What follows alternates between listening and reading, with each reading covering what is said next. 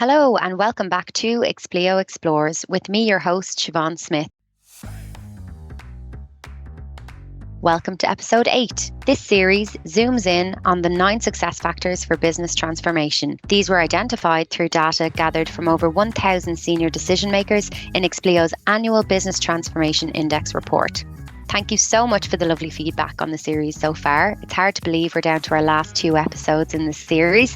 But we're delighted to hear that people are finding it really useful and that it's adding value and that it's being shared among peers and colleagues. So today's success factor is all about having a sharp focus on digital skills and training. Very topical at the moment when you consider the war for talent, as they're calling it out there. And as always, we have core objectives from the conversation. We want to understand, why is it important? What are the common challenges that businesses and people might face when it comes to mastering this success factor? And as always, what are the top tips that our guests can offer that you can take and embed into your way of working from here on out? We hope you enjoy.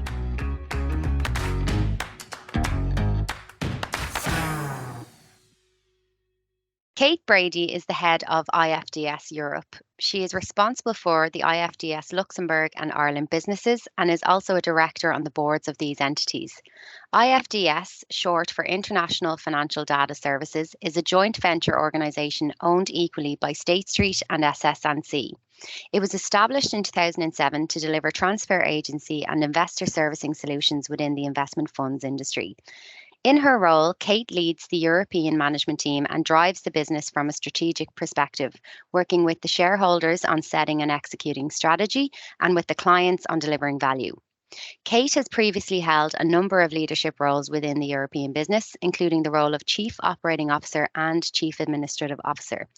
Talent attraction, development and retention have been a huge focus for IFDS, like many organisations in recent years, and Kate has played a key role in their business strategy in this regard.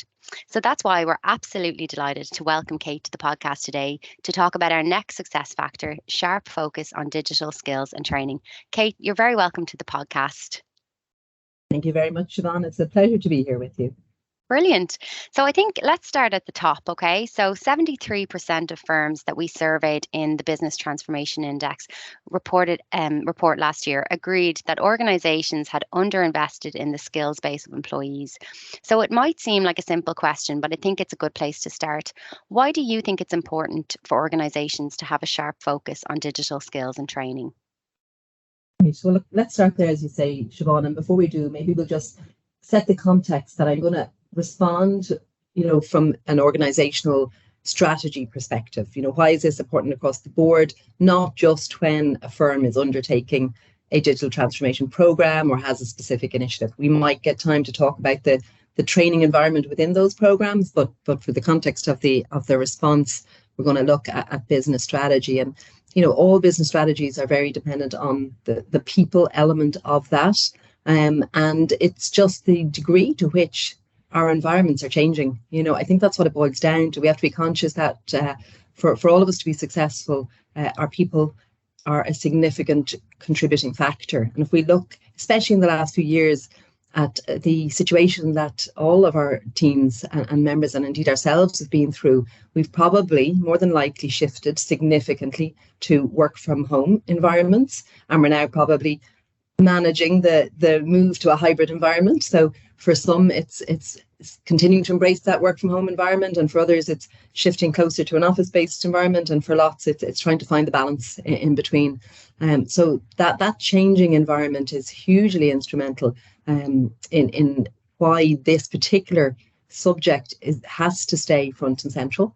I would say the other piece of it is the degree to which technology then at the same time frame is just moving. And we've heard from all of your wonderful previous speakers, just so many exciting things are happening, but the pace of it, I really do feel as if sometimes the pace of that, whilst you're in a busy environment for actually whatever your core business is, we're a financial servicing business, and our day-to-day business, if nothing else was happening with regards to transformation or with regards to, I said, for example, the work from home shift and the embracing of hybrid now, we would be flat out, our core business, servicing our clients, working through regulatory change, working through product advancements that our clients want support on, and just delivering. We've literally tens of thousands of deliverables on a daily basis, usually with timelines associated, intraday, etc.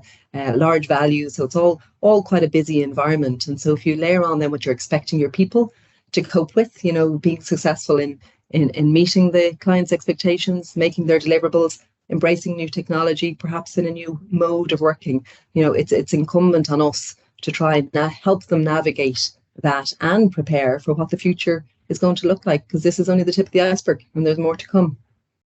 Absolutely. And it really seems that way, judging from the conversations we've had over the last 8 weeks or so. You've made a really good case, I think, for why people need to invest in this as part of their holistic strategy, I suppose, for dealing with the skills shortage and the talent shortage. But as I stated from the outset, this is a clear challenge for organizations to get right.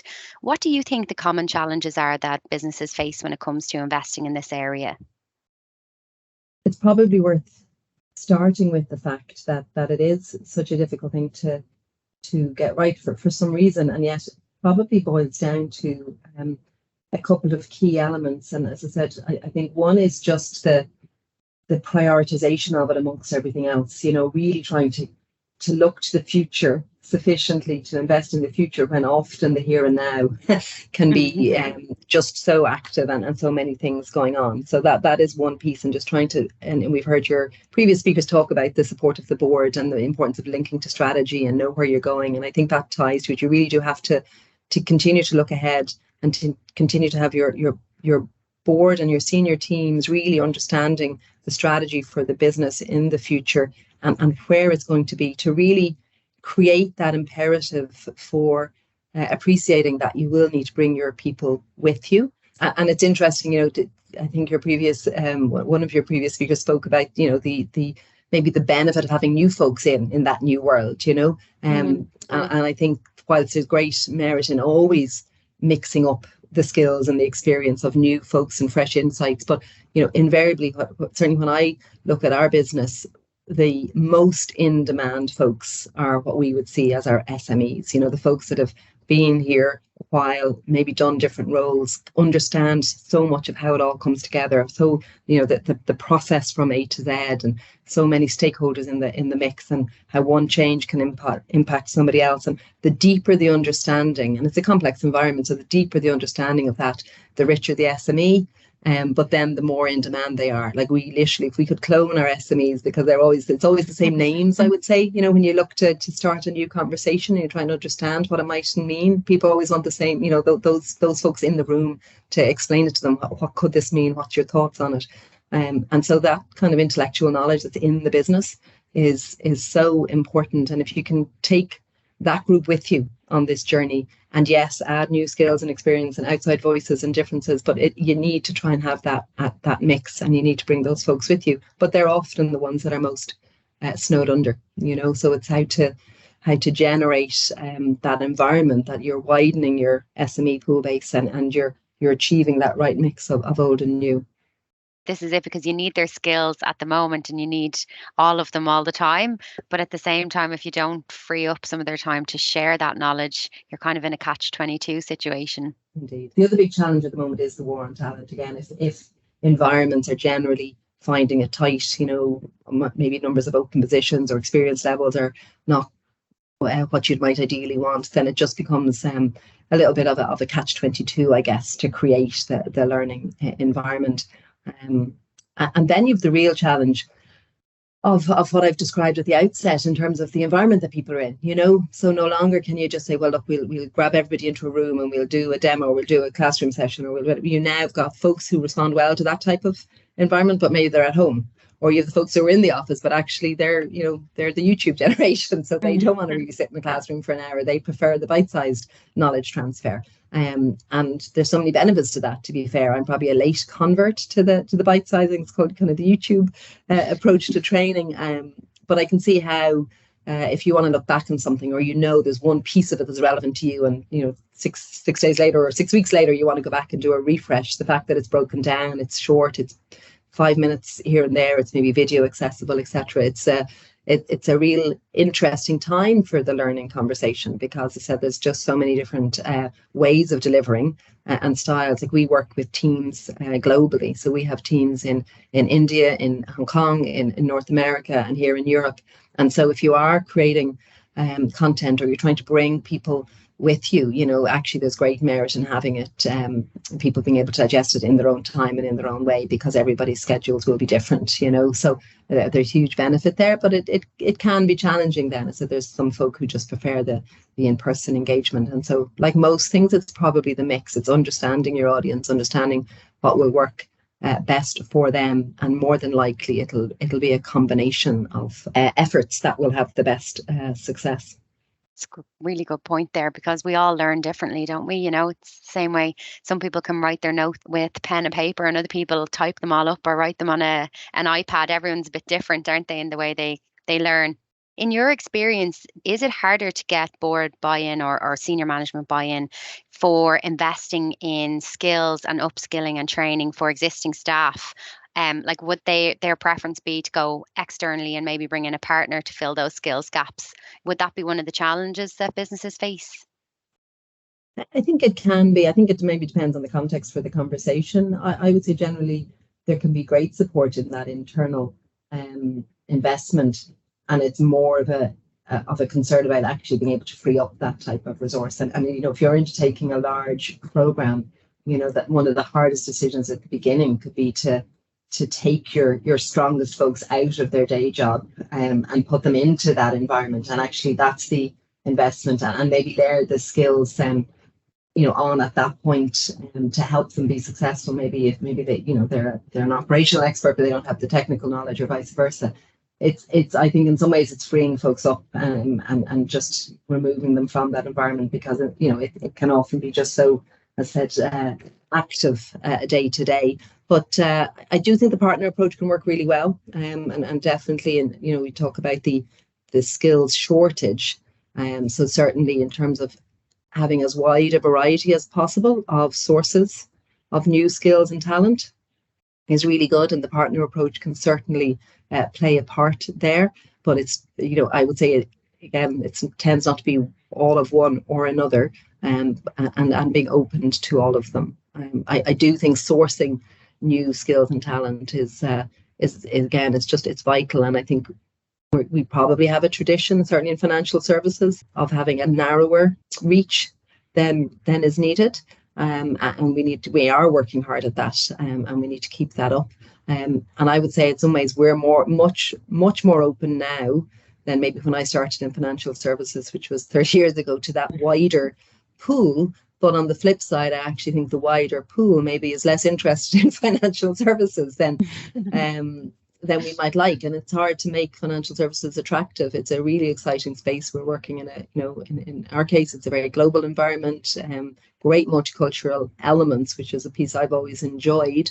But trying to convey that and get that across can be difficult. And especially with younger generations now, really try to understand, how an organization or an industry is impacting the world context and making the world a better place, and I think financial services has work to do to actually convey, what is an essential need. The world is the better for having saving options and structures, etc. But said I don't think that's necessarily something that people immediately think of. So it's different for different industries. I know you've had a great mix of industries speakers so far, and it is interesting to see how in attracting, we're probably all after the same pool of talent, and in some ways it can be an industry role to actually understand how your industry is participating there. And I think that is one of the challenge, that you need to actually almost partner as an industry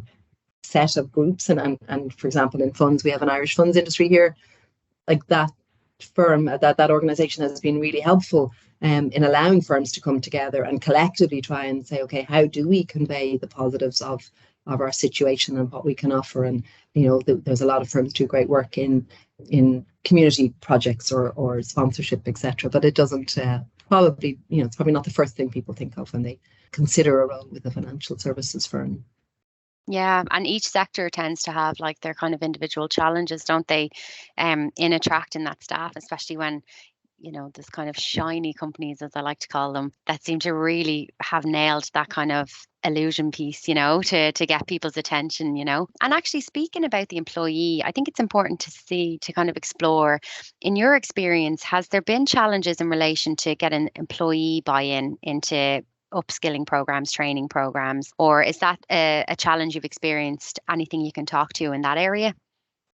Yeah, I think it is, in all honesty. I think there can be a level of fear attached to, which is maybe shiny is a good way to put it. There's a lot of talk about digital and what that really means and this future world. And I do think there are certain employees who almost just step away from it. They step back from that.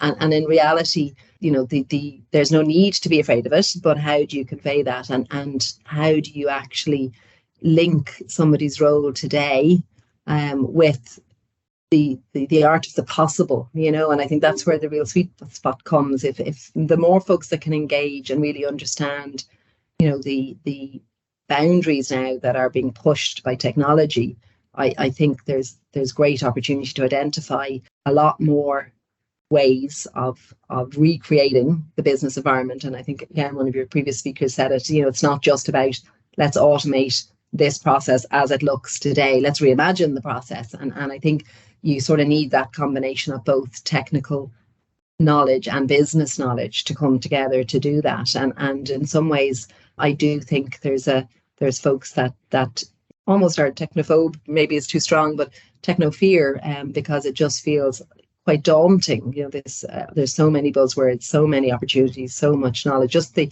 very art of keeping up with that is can be difficult. And I think some people maybe step away from it a little bit, or they just don't see how it applies in their role. So on a personal note, we're probably all engaging and quite familiar, and it's intuitive, but in a work context, actually trying to encourage employees to really embrace. So again, I think it's about how you communicate a lot of that. It's how you make it accessible. It's how you break it down. It's how you link it back to where you're going.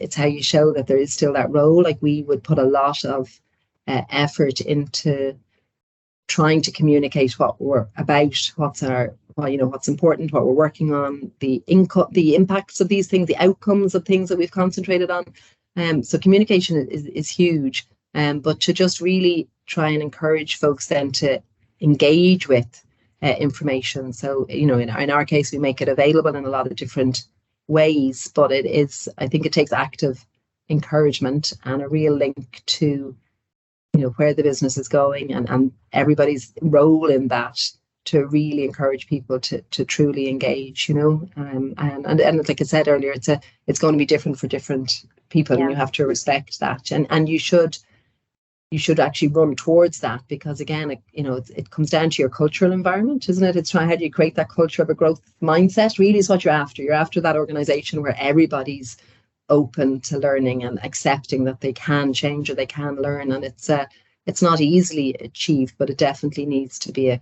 regular theme. It needs to come across in communication. It needs to be lived as well as spoken, though. You can't just say it in theory. You do have to show it. So I think there's a real opportunity, but that is, for management, I would say that's something you're constantly trying to encourage managers to embrace and share and understand their teams, understand how their, a corporate culture needs to constantly evolve, because it should reflect the makeup of the employees at the point in time. You don't set a culture and then stick to it. 5 years later, if your employee base has evolved, and I hope it has, then your culture has to evolve with it. And whether that's across all the types of diversity factors, but you need to be constantly understanding then who is our employee base, what is that profile, and what are they, and how will they want us to engage on this and provide that encouragement. But sorry, that was a long answer. No, you're right. I'm loving what you're saying there. That there's a few things that actually came to me when you were speaking, but I want to pick up on the management piece, because I think this is such an important piece, because they're the people who inspire the teams that are around them. And I suppose in your experience, has it been hard to kind of motivate the managers to kind of inspire their teams to invest in themselves in that kind of a way? Yeah, look, we have wonderful management folks, so I wouldn't want that to my answer to convey anything different, But in reality, I think the management role is one of the hardest in the business. That middle management role, your day in, day out, probably facing off with your business commitments, as said, whatever they are, and you're managing people, very hands-on, very directly, and to engage in the way that everybody wants. It's a big ask. You've probably been through, said, that shift of move to work from home and moving back to hybrid, and using new technologies to do that, trying to work out the ones that work best for your team and your environment. It's always a big ask, I think, on that group. It's a pressure group, to be fair. And in any organization, I do think that's one group you have to really look after and look out for. And I'd never underestimate how tough a role it is. But the reality is, and we try and adopt a change methodology, I'm sure, as most or lots of firms do. But one of the key messages from the change methodology that we follow is that team, your broad employee base, the person they most want to hear about when it comes to the changes, or organizational transformation or the future and their role in it, is their manager. So there's a huge pressure on that manager to get that right. It's one thing for a senior business leader to get up and talk about business strategy. That's fine and that's respected. But if it boils down to what does this mean for me? How will it impact me? What are my opportunities? What are my, what's potentially a perception of a negative? It's their manager who's best placed to work with them through all of that. So if you just layer on that's a significant task then for your managers, as I said, and I think you do need to support them, and it can be difficult because they're often that same SME that I talked about earlier. Maybe they move it into a manager role after becoming expert in something, and so across the board that's a group then that again has a lot of demands made on their time. But I would say in assisting teams to embrace change or to understand what's coming or to be open to evolving their skills to prepare for where things are going, that manager role is the role that's really, really critical, and the one that we should prioritize working with. Yeah, it makes complete sense. And actually time, you mentioned time there, and when you were speaking earlier about the culture, when people get the culture right and when they get the skills programs right, a big thing that I always hear from employees is like, but they haven't reduced my workload. So there's something there as well, that it's like if you want to be able to truly invest in people and so that they can learn and grow, is there something in that about like making sure that that they can manage their time? Absolutely. Yeah, you're right. And that would be something that, look, and it's never easy. There's no silver bullet, but you have to recognize that. And you certainly, for whatever your business model is, you do need to make every effort to work that through. Absolutely, Yeah. And on that, you mentioned the war for talent. So what role then does investing in digital skills and training have in that overall war for talent? I think it has a really important role, Siobhán, because I do think it's a fair and valid expectation for your current and your future employees that they're going to be working in an environment that has these types of digital tools available to them, both for how they kind of maybe operate intra-company, so all of the ways, instant messaging and, all of the easy ways, to Zooms and WebExes and all of these apps that have become so popular in the last few years, but that, we continue to make sure that intra-office, and especially in a global environment, is so easy, and, video communication and just constantly looking at what's available for folks to do for how they do their job, but also then the actual core business, whatever your core business is. I think that it's a realistic and fair expectation that your employees are going to have, that you're going to give them tools to do their job effectively, that you're not going to waste their time doing tools that could be done more efficiently or on processes that have an alternative way for that process to be done. And it's difficult, in our business, it's a very regulated industry. We're working with 70 different countries, so investors from 70 different countries, give or take. And so you need to be ready to engage in the way that you're the investor base that you're servicing want to engage with you, and that can be quite wide and varied. But certainly for your employees and the folks that are working within that model would expect us, and rightly so, to give them tools to make their job as value add as possible. And so in the war for talent, if that's not the environment that you're, let's be honest, either have or are striving to create, and a lot of us will be in the striving to create category. We've come a long way, but there's more we can do. I think we have to, or we just won't be able to get them in or retain them. And a lot of our new joiners, come in because it's referrals, or they're coming back to us. They worked with us previously and they can see this ongoing effort, and I won't say we get it right all the time, but we're certainly striving to make it a better environment. And I think if that's not evident to your employees, you just won't keep them, and that's another good reason why this just has to be an ongoing focus. One more thing just before we move on to top tips, but it just dawned on me there, and it's an open question. It's actually just a thought that came to me, but I wonder, do we need to move forward in the way in which we sell like opportunities and jobs to people? Because nowadays, really, you don't do what's on the job spec for much more than like 2 years, so I'm wondering, you were saying earlier about like the board and bringing people into the organization. I wonder if there's something in that like we kind of have this linear job spec and people apply for that job and those are the duties, but really when you look at it, it transforms so much kind of within short space of time. So I wonder, is that something that businesses need to maybe play around with and think outside the box with moving forward? I think so. And I certainly think people really enjoy the opportunity to move internally. I would say we have greatly increased our internal mobility in the last number of years with great success, and it's a win-win.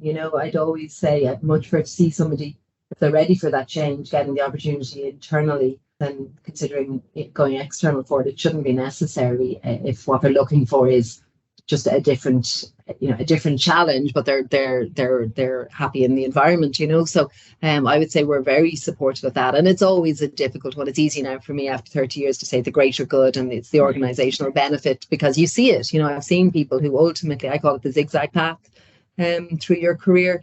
The straight line path on paper, may look better because, it may be notionally short, a shorter path to we'll say the top, whatever the top is for an individual, because you progress, you go into a team, and if you can progress through the layers and through the grades, to being the more senior or the most senior person in that team, it's quite linear, and it may be fractionally shorter, but it's just quite narrow relative to somebody, as I said, who may say the zigzag path. You maybe go left, you go right, at times you consolidate, you stay at the same level, but you take on a role or a different area. Ultimately, I think that path is much more, also probably equips you to go further. That's the truth. Your ultimate end spot, I think, is likely to have a lot more options and breadth of opportunity because you haven't taken maybe the more linear route. But it is hard for an organization sometimes to really embrace that, because it's back to kind of what we talked about earlier. You've folks who are really good at what they do, and it's just it feels like a wrench to encourage them to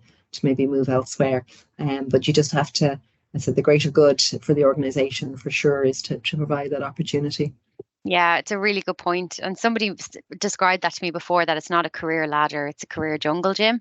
And I loved that analogy because it's like so true, actually. You can move sideways, you can move diagonal, it's not always like step by step by step. And yeah, I think that's a really good point that you made there. So we like to wrap up each of the episodes. We've kind of talked through a lot of challenges there, Kate, but we like to wrap it up kind of giving the listener your top tips for mastering this success factor, sharp focus on digital skills and training. In no particular order, perhaps. Think of your pipeline of SMEs. Think of how to constantly build that pipeline, expand that pipeline, try and have it as wide as you can, because they're the folks that you'll want in the room when you're having these exploratory conversations. I said about the art of the possible. So keep going. And that is ultimately your tech experts who maybe need some business knowledge, or it's your business folks who with some tech knowledge can better understand what the world that could be ahead of them. So I'd say keep focusing on that pipeline. Engage at industry level, as I said, consider at industry level. Like I would say, again, just if you want a quick example, and something we didn't quite get to expand on was for example, a good example maybe is ESG. So in financial services, there's a lot of focus, as there should be, on sustainable finance and what this whole future means for responsible financial services provision. But it's relatively speaking a newer space, and yet there's going to be this huge demand for risk experts or operations experts or compliance experts with knowledge of ESG and environmental factors, and really understanding what drives this whole space, and what good looks like, and avoiding greenwashing and all of these important tasks. But as an industry, for example, are you out there working with your traditional sources, maybe your less traditional sources, to make sure that where your pipeline of future talent is coming from is evolving, to make sure that ESG is being factored in now to, school level, degree level, certificate level diplomas, whatever, all those environments need to start adapting additional content. And the same applies to digital skills. You could do many traditional courses now, but I would hope that digital skills is being factored in, because that's going to be the realistic environment that they'll be applied in. So it's making sure as an industry and as firms that you're out there looking to the future and playing your part in creating that pipeline for down the road. Definitely think, if you go at your internal organization, then just think about how you're delivering your training. Are you making think that the YouTube, the bite size opportunity is, if that's how people want it, how easily is it accessed, how easily is it found? Have you got, somebody wants to do a search for that nugget of advice, will they find it easily? Will they know where to map it? Just make it as easy as possible for people to access that, but don't rely solely on the I would say maybe the non-personal delivery, and that could just turn out to be the communication side of it. Maybe the communication of what and where to find it, and how to access it, and how to really apply it, and tying it into the business. Maybe the communication can be in person, but the actual training itself then can be online, and people can do it in their own time. But just look again at how you're offering your training solutions, and then maybe when we talked about training, just to make sure it's as holistic as possible. So we spent a few minutes talking about learning digital skills, but I would say the importance of investing in DEI training, for example. That cultural point, to make sure that everybody understands. It's a fascinating space, but it's evolved fast. It's something I spend a lot of time and attention on, but I learn something new every single day. You do have to stay up with it. So how is your organization offering and allowing people to understand how to be successful, and embracing the best trains of thought, and the best practices for creating a culture that's truly inclusive and diverse and allows equality to occur. It's not easy, but just be as broad as possible. And like you said, work with partners. Maybe you don't have to do it all yourself. So find a good partner, find a good solution. Those kind of networks and relationships can often be very valuable then at times when you've got these maybe concentrated periods where you need to ramp up, or you have a particular challenge, or you have a particular project. And so I think always looking outward to what others are doing and how they can help you is very helpful. And just before I let you go, I know at the outset we said we were kind of looking at this through the lens of the whole wider organisation, but have you any kind of tips for the other types of investment in skills and training that we spoke about? So maybe specific to a transformation programme. Is there anything you could share with the listeners there? I just say, Siobhán, at the start of any transformation programme, just think as holistically as possible as you can about your training. I know when we embarked on our a fairly significant program a couple of years back, one of the first things we did was recognize that within, say, the organization here, we didn't have as much change management expertise. We've great project management and business analysis expertise, and it's great ops, SMEs, etc. But we felt that we would really need the change knowledge to be strong, and so we invested in, myself included, a number of us here in Luxembourg, going through a formal change learning process. And we picked one in particular, but there's more, there's more than one methodology there. But the benefit of that then was we invited folks from multiple disciplines. We invited our trainers, but we invited our PMs, our BAs, our ops folks, as I said, some management folks, all to to come and go through the training together so that we as an organization could enrich our understanding of how to do it correctly. And it really is so important, because for any change organization, I guess we got that understanding that you need to, from the very beginning, create the awareness of what's coming and really try and help people understand why it's coming and what their role will be, and bring people in really early. I think that's one of the biggest mistakes, is that people, don't bring maybe the user in, or the customer, or whoever's going to kind of experience the ultimate change. Don't bring them in early enough, and you really have to create the awareness of it up front. Whether there's good or bad implications of it, all implications, get it out there and build a desire. And if it's a good news story, which the majority of it is, you create the desire to be involved, and you have them on board throughout. And then you can move on to, building knowledge and making sure that ability to support the change and to work with whatever the change, if it's a new tech piece or whatever it might be, that it's there throughout. But you really need to get folks in from the beginning.